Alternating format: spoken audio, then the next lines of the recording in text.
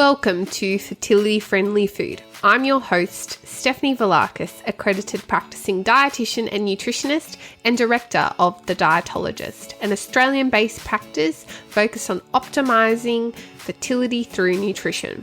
This podcast will bring you snack-size episodes for you to learn, grow, and be inspired by the latest research, facts, and practical lifestyle tips about eating well for optimal fertility, helping you cut through the confusion and myths to take back some of the control on your fertility journey, one bite at a time.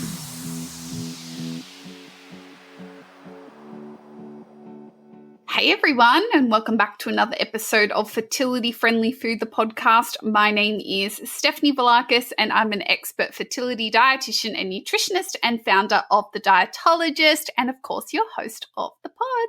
So today we are welcoming back our certified fertility and pregnancy dietitian at the Dietologist, Kaylee Slater, or Kay. Welcome back, Kay. Thanks, Steph. As always, I'm excited to be here and love recording these podcast episodes for you, and all of our clients tell us how much they love them and how much they learn from them. So yes, very happy to be here.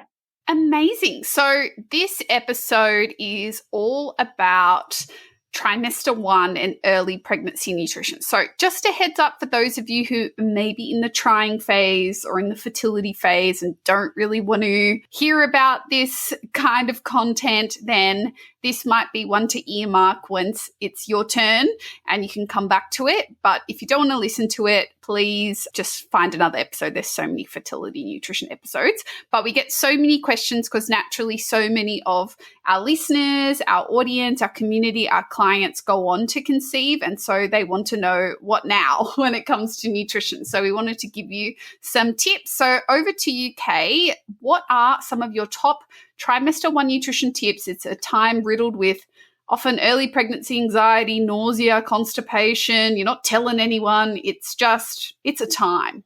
Yeah, it is definitely a time, as Steph just said. So I'm going to keep this episode short and sweet and just give you my top tips for nailing that first trimester from a nutrition perspective. So the first trimester is roughly the first 12 weeks of pregnancy. And even though you might not be noticing some physical changes to your body, there are definitely things that are happening in there. So first, the embryo begins to attach to your uterine wall and the following will form. So we have the amniotic sac. This sac is a fluid-filled sac that surrounds your growing baby throughout your pregnancy and also helps to protect and balance the temperature of the baby. We also have the umbilical cord forming, and this connects the baby to the placenta and allows blood to flow through. And the blood that flows through the umbilical cord also provides your growing baby with nutrients. And then we also have the placenta, which is a small flat organ that lies against the uterine wall.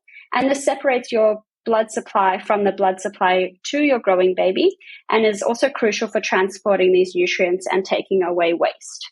So there is a lot happening in the first trimester. And even though many of us think that we're going to nail our nutrition, sometimes your body might actually have other ideas for you. I often say to a lot of my clients that the first trimester is all about just survival and making sure that you're getting something into you in terms of your food, rather than nailing and getting those 5 serves of veggies every single day. Sometimes that is just not possible here. So here are my top tips. Be kind to yourself during the first trimester. There's a lot of things going on and there's a lot of change happening. So my first tip is to try and find a time in the day to take your prenatal supplements when they are less likely to resurface. And by that, I mean, if you are feeling nauseous or you are vomiting, they're less likely to come up. So you might need to do a bit of trial and error here. If you are concerned about not keeping them down, it might be that you find the morning works for you, or maybe the afternoon works for you, whatever it is. And really, if you're not keeping them down at all, it's always important to check in with either a dietitian if you're seeing a dietitian or your doctor or midwife or other health professionals that you're seeing, just to make sure that you are getting these nutrients, because they're really important, especially if you're not able to eat that much during this time. My second tip is that you don't only need to be aiming for green leafy veggies. I don't know why everyone thinks that the green leafy veggies are the only veggies that are important. And we do know that folate is super important during pregnancy, particularly in the early stages, but there are other sources of folate in our other veggies. So think strawberries, think oranges, our citrus fruits, avocados, beans. We don't only need to be eating green leafy veggies, especially if these are the veggies that are making you feel a bit on the ick side of things. Another tip is that cold foods sometimes are better than hot foods. And by that, I mean literally cold foods. So for example, salad rather than something warm like an aromatic casserole. And the reason being is that sometimes these really strong aromas can actually make us feel a lot more nauseous or make us vomit more than the cold foods that don't actually have a very strong scent to them. So if you're feeling quite icky or you're not feeling great, try something like a sandwich or a cold salad rather than, say, a casserole or a curry or something really aromatic. Might make you feel a little bit better. Another tip is not to ditch the carbs. These carbs are going to be your best friend, I guarantee you. So instead of ditching them, go for whole grain options where you can to boost your fiber intake. Some ideas might be adding rolled oats to your breakfast or to a smoothie, using whole grain bread, whole grain crackers like Vita-Weats, for example, or even a whole grain cereal if you're pressed for time, something like Weet-Bix. So, and there also might be times where literally all you can stomach is tip-top white bread, the old trusty. And that is okay. You don't need to be feeling guilty or feeling bad about having carbohydrates or especially white carbs if you really need them. But if you can go for a whole grain option, that will be a better option. Another tip is some icy cold drinks. So again, with the aromas, cold drinks are really going to help you, and they might also become your best friend, quite literally. So try sipping on like an icy cold water throughout the day, filling your water bottle instead of with lukewarm or say a tap water, put it in the fridge and get it nice and cold. Or if necessary, you can also flavor your water. So something like a cold ginger tea infusion or any of those cold tea infusions like the blueberry flavor, whatever flavor floats your boat, are a really good option as well if that will help you drink some water. My last tip is to also just make yourself aware of all the food safety rules when it comes to pregnancy. When we're actually recording this, our episode dropped today on food safety, so make sure you go check that one out. And yeah, those are my tips. Steph, do you have anything to add? Yeah, I think just expectation management, like lower the bar on how much you are going to be focusing on nutritious eating in the first trimester if you are symptomatic, like if you are experiencing significant nausea, you are feeling really fatigued. It's really normal to put a lot of pressure on yourself because you're like, okay, I'm pregnant or I'm finally pregnant.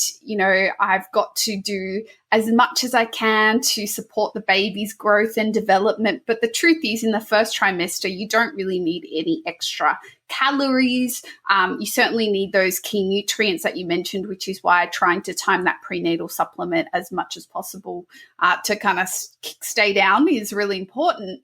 But, many people, from 80 to 90% of pregnancies, will be affected by nausea, at least in trimester 1. And most of our clients included are subsisting off crackers and Weet-Bix and pasta and rice and toast. And that's okay. That's not going to be a negative on your baby's fetal development. And those foods do actually contain nutrition. I know a lot of the marketing around them hasn't been so positive over the last decade or so. We think, bread is meaningless nutritionally, but it actually provides a little bit of protein, dietary fiber, carbohydrates for energy, and B vitamins, including folic acid, because our bread flour is fortified. So don't be afraid to lean into that. Remember, most of the time, it's not going to last forever. It is going to be short-lived.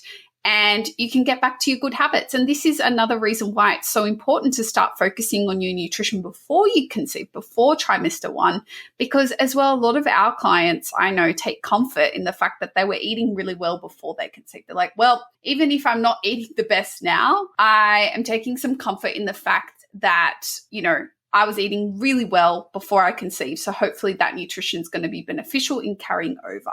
So that would be my tip. So thanks, Kay, for your input on this episode. We hope it was a useful one for you all who are listening. Don't forget to hit subscribe or follow wherever you listen to the podcast. Share it with a family or friend and leave us a 5-star review. Apple Podcasts and Spotify allow you to leave a review as well. So do that for us. It really helps us reach more listeners. And we will catch you in another episode. Kay will be back very soon for another episode. Thanks so much, everyone.